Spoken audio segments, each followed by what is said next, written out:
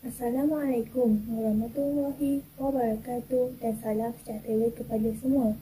Pada hari ini, saya, Safina binti Abdul Latif dari Sekolah Menengah Kebangsaan Tunku Kusah akan membicarakan tentang sebuah buku yang bertajuk Bintang Tanpa Nama. Buku ini ditulis oleh Ainul Farihah dan diterbitkan oleh Ceti Publishing House Sdn Bhd. Buku ini mempunyai 399 halaman muka surat dan mempunyai 34 bab, tidak termasuk dengan prolog dan juga epilog. Buku ini menceritakan tentang seorang wanita yang bernama Ayah yang merupakan seorang pekon jenayah. Ayah merupakan seorang pekon jenayah yang bekerja di Kota Besar Kuala Lumpur, dan pada suatu hari Ayah dihantar oleh syarikat guamannya untuk bekerja di Kota Kecil Kuantan. Ayah merupakan seorang wanita yang sangat berdedikasi dalam pekerjaannya. Namun begitu, Ayah merupakan seorang wanita yang mempunyai keraguan terhadap diri sendiri dan juga terhadap orang lain. Ayah juga mempunyai memori yang dia pendam sendiri. Pada suatu hari, Ayah berjumpa dengan seorang lelaki yang bernama Ilham, iaitu lelaki yang pernah muncul dalam kehidupannya sewaktu dia masih lagi bergelar sebagai murid sekolah rendah. Ilham merupakan seorang lelaki yang bekerja di satu kafe yang bernama Kafe Kita Usai sebagai seorang barista. Ilham merupakan seorang lelaki yang bukan biasa-biasa. Ilham merupakan seorang lelaki yang sentiasa tersenyum.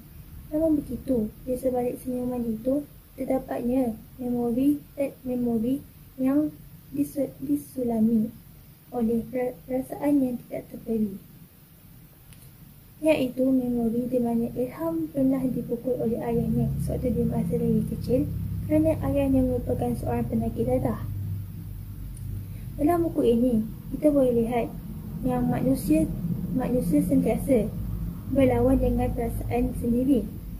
Seperti pepatah Melayu, laut mana yang tidak bergelora, bara api mana yang tidak berasap. Ini menunjukkan bahawa manusia tidak akan terlepas daripada cabaran kehidupan. Dengan itu, kita sebagai manusia perlulah merefleksikan diri dan juga perlulah menerima kelemahan diri dan juga kelebihan diri, juga kelemahan dan kelebihan diri orang lain.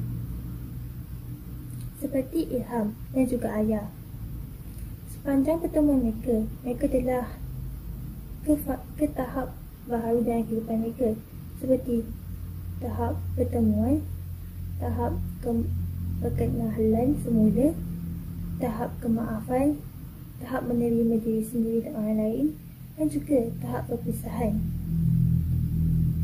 Dalam buku ini, ia menunjukkan bahawa manusia sentiasa menunjukkan bahawa setiap pertemuan kita dengan orang lain akan temu titik noktahnya, iaitu perpisahan.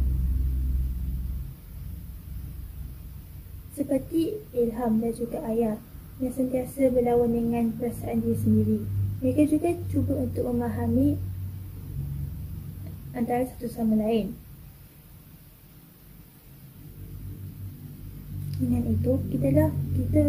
itu, pengajaran yang kita dapat daripada buku ini adalah kita sebagai manusia perlulah membuka hati untuk menerima diri sendiri, dan juga kita perlulah memaafkan orang lain.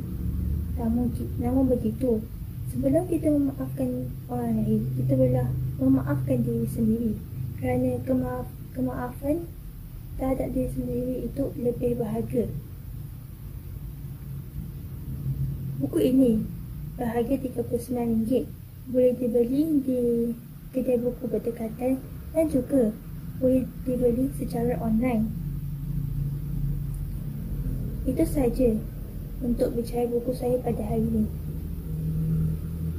Maaf atas terlanjur kata. Sekian, terima kasih.